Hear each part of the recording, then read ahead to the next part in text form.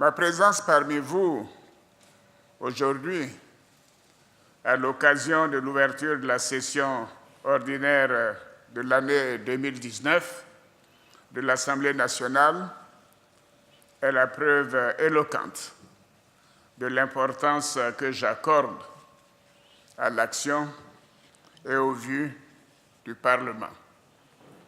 La dernière fois que je me suis adressé à vous, c'était en janvier 2017 pour vous proposer la nomination d'un vice-président de la République de Côte d'Ivoire, le vice-président Daniel Kablan-Duncan, qui est dans cette salle. Honorables députés, chers frères et sœurs, votre contribution a toujours été importante et le peuple de Côte d'Ivoire attend beaucoup de vous. Et je voudrais vous féliciter pour les actions déjà menées en faveur de tous nos concitoyens. Monsieur le Président de l'Assemblée nationale, chers frères, j'ai failli dire chers jeunes frères, honorables députés, je voudrais saluer la présence à cette session ordinaire des députés de l'Assemblée nationale française ainsi que du secrétaire général de l'Assemblée nationale du Gabon. Merci d'être présents avec nous. Merci beaucoup. Je voudrais à présent profiter de ma présence en ce lieu, vous féliciter chacune et chacun de vous pour votre élection en qualité de député à l'Assemblée nationale lors des élections législatives du 16 décembre 2016. Je félicite tout particulièrement mon jeune frère, le président Amadou Soumaoro, sur qui vous avez porté votre choix pour diriger cette prestigieuse institution. Le président Amadou Soumaoro est un homme de grande expérience, vous le savez, un homme engagé, compétent, honnête et courageux.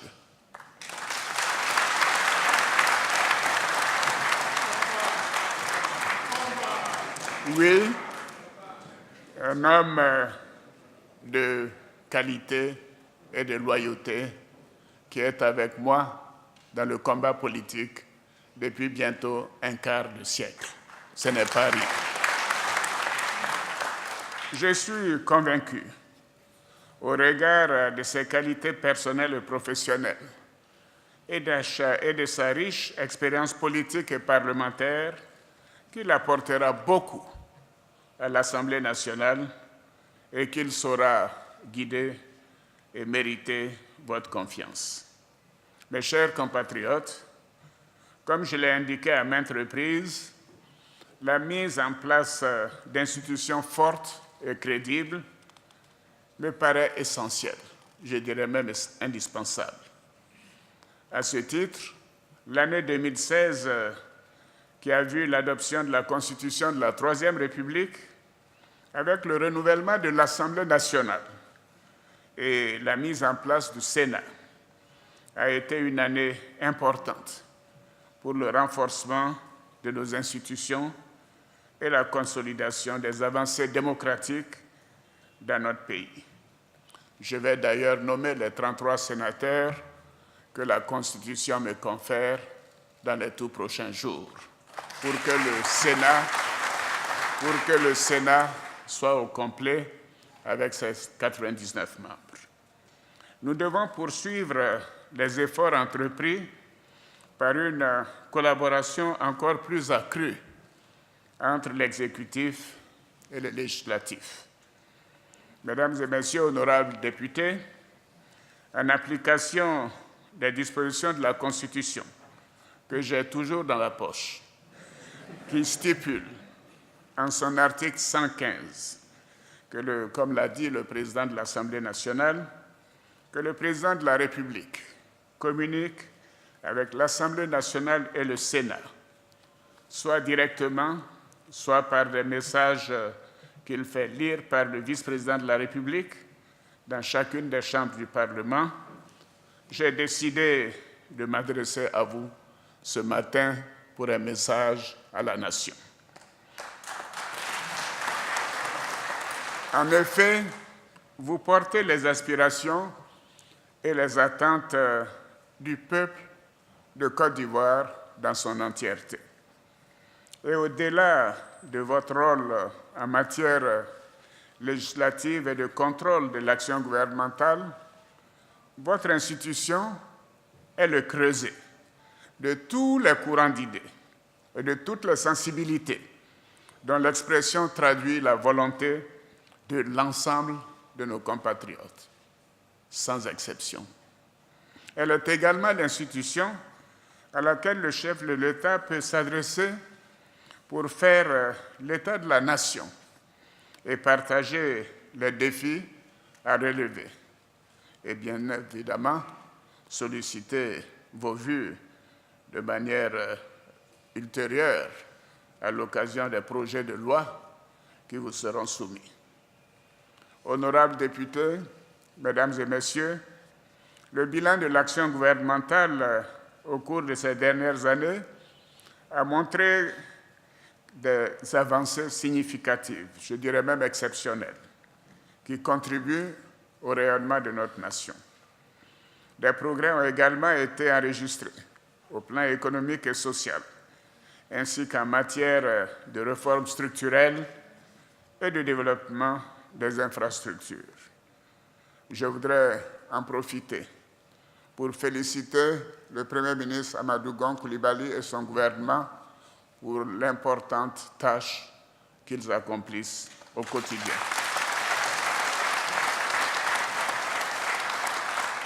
À présent, nous avons décidé de mettre un accent particulier sur le social, avec la mise en œuvre du programme social du gouvernement sur la période 2019-2020.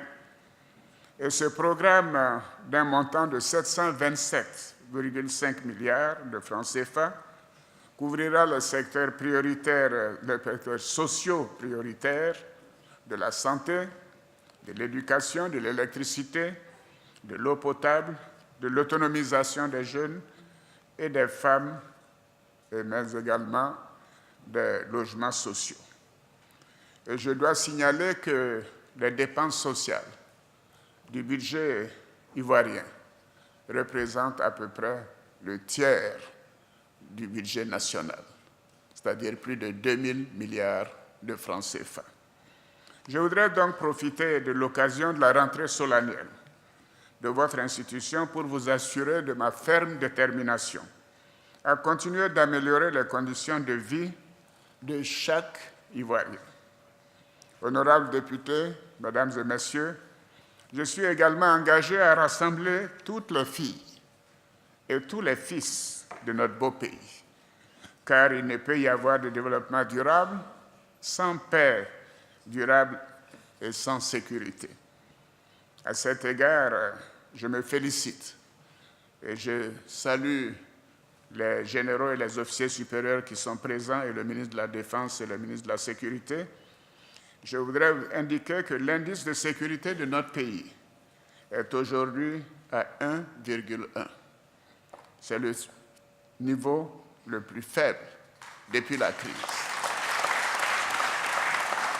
Et ce niveau est comparable au niveau constaté dans toutes les grandes capitales du monde.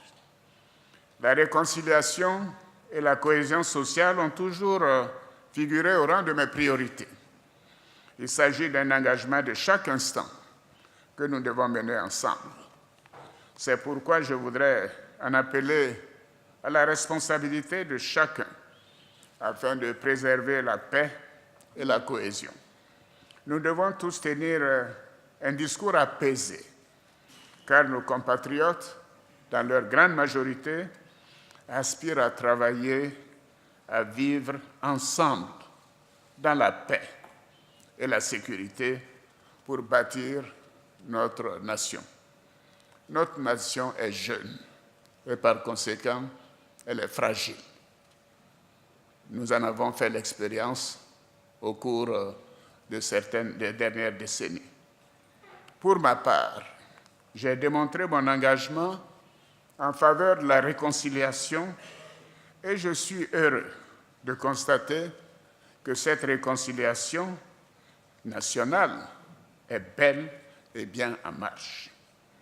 L'amnistie accordée, grâce à votre décision, à plusieurs de nos compatriotes, dont l'ex-première dame Simone Yves Babo, ou encore M.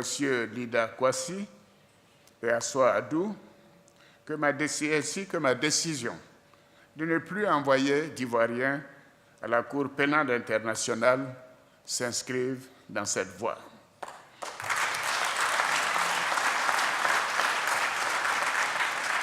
De même, je me félicite des décisions prises auparavant par la justice qui ont permis la mise en liberté de nombreux de nos compatriotes poursuivis ou condamnés pour des infractions en lien avec la crise post-électorale de 2010 ou des infractions contre la sûreté de l'État commises après le 21 mai 2011, date de mon investiture officielle. Bien évidemment, l'indemnisation des victimes doit continuer de demeurer une priorité, car ces moments furent difficiles et pénibles et choquants pour nombreux de nos concitoyens. Donc l'indemnisation en cours des victimes des différentes crises que notre pays a traversées s'inscrit dans la même perspective de réconciliation et du pardon. Oui, s'il n'y a pas indemnisation des victimes, il ne peut pas y avoir de réconciliation. L'État continuera d'apporter le réconfort et la solidarité de la nation aux victimes et à leurs familles. Et dans ce cadre, des mesures additionnelles ont été prises au plan matériel et financier en vue de soutenir davantage les victimes de la crise post-électorale. Toutes les victimes, sans exception. Par ailleurs, j'ai instruit le Premier ministre, chef du gouvernement, à l'effet de rencontrer les responsables des partis politiques et de la société civile en vue de réexaminer la composition de la commission électorale indépendante, comme je l'avais promis, conformément aux recommandations de la Cour africaine des droits de l'homme et des peuples. À l'issue de ce dialogue politique, entamé depuis janvier 2019, je déposerai devant votre institution un projet de loi relatif à la commission électorale indépendante, prenant en compte les propositions qui renforcent la confiance dans cette importante institution. Je voudrais insister pour dire qu'il importe que les débats et les délibérations se fassent dans la confiance et fassent progresser la démocratie dans notre pays, car les Ivoiriens ont besoin d'être rassurés. Les Ivoiriens ont besoin de considérer que leur classe politique mérite la confiance qui leur est faite. Honorables députés, Mesdames et Messieurs, pour tenir compte de l'évolution de notre société, nous continuerons de renforcer le rôle et la place des femmes et des jeunes. Au cours de ces dernières années, nous avons mis en place les mécanismes qui favorisent les activités des jeunes et des femmes. Les résultats sont très encourageants et nous poursuivrons nos actions. Nous savons que les droits reconnus aux femmes par nos textes ne suffisent pas. Et en réalité, ils seront réellement bénéfiques si nous mettons en place des mesures permettant d'accroître leur autonomie financière. Les textes ne suffisent pas. Il faut la volonté, il faut des mécanismes et il faut des financements. Et c'est ce que nous sommes en train de faire, en particulier avec le FAFSI. Par ailleurs, la récente adoption d'un projet de loi en Conseil des ministres pour favoriser la représentation des femmes dans les assemblées élues va imposer un quota minimum de 30% de femmes sur le nombre total de candidats présentés au scrutin. Et je souhaite que vous puissiez me suivre avec cette modernisation de la vie politique dans notre pays.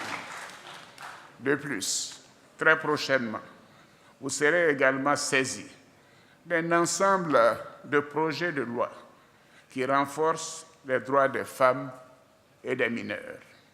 Il s'agit des projets de loi sur le mariage, sur la minorité, la succession et la filiation. Tenez-vous bien, les textes en vigueur datent de plus d'un demi-siècle, de 1964. Ceci n'est pas acceptable pour un pays moderne comme la Côte d'Ivoire. Donc j'enverrai ces projets de loi sur le mariage, la minorité, la succession et la filiation. Et je souhaite que vous puissiez les examiner et montrer que notre Assemblée nationale est en phase avec l'évolution moderne de notre beau pays. Des projets de loi adoptés dans le cadre du renforcement de l'action sociale du gouvernement vous seront également soumis. Il s'agit notamment du projet de loi portant un régime hospitalier et du projet de loi instituant un code de la construction et de l'habitat. Oui, le problème de la construction et de l'habitat est un véritable casse-tête pour notre pays. Chaque Ivoirien, de mon point de vue, doit aspirer à avoir une maison. Et ceci est quasiment impossible aujourd'hui avec les lois qui sont en vigueur. Donc nous proposons de les modifier pour que l'accès au logement, à la construction, à l'habitat soit véritablement démocratique. Et je compte sur vous. À cet égard, je voudrais vous féliciter pour le soutien que vous apportez aux actions du gouvernement par l'adoption des projets de loi et la ratification des ordonnances dans les délais constitutionnels. Monsieur le Président de l'Assemblée nationale, chers frères, honorables députés, bien évidemment, je ne saurais terminer mon propos sans apporter une réponse à l'une de vos préoccupations.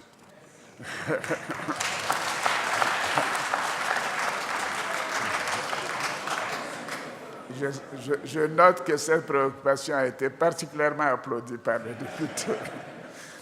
Oui, à savoir l'élaboration de la loi organique relative au statut des députés.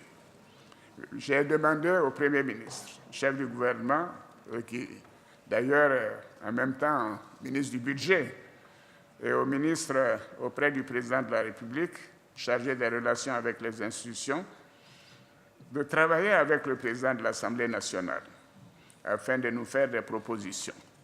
Évidemment, celles-ci doivent tenir compte des capacités de l'État et de la pratique au sein de l'Union économique et monétaire ouest-africaine, car je suis bien placé pour savoir que dans d'autres pays, les députés sont mieux traités qu'en Côte d'Ivoire.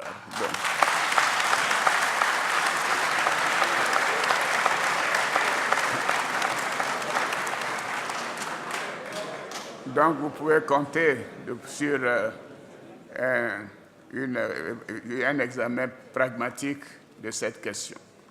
Honorables députés, mes chers compatriotes, au moment où la Côte d'Ivoire s'apprête à aborder un nouveau cycle par l'élection présidentielle de 2020, je souhaite vivement l'union de tous pour faire face dans la confiance et la sérénité à cette importante échéance. Je suis convaincu, et je le répète, que tout se passera bien, dans une bonne ambiance, comme cela a été en 2015. Donc, je dirais aux uns aux autres d'arrêter de se faire peur.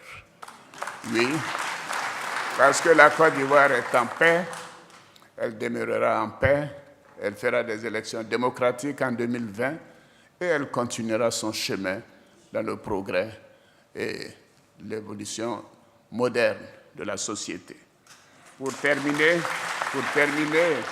je voudrais en appeler à l'union de tous autour des valeurs de paix, de dialogue et de fraternité, si chères au père de la nation ivoirienne, le président Félix Houphouët-Boigny.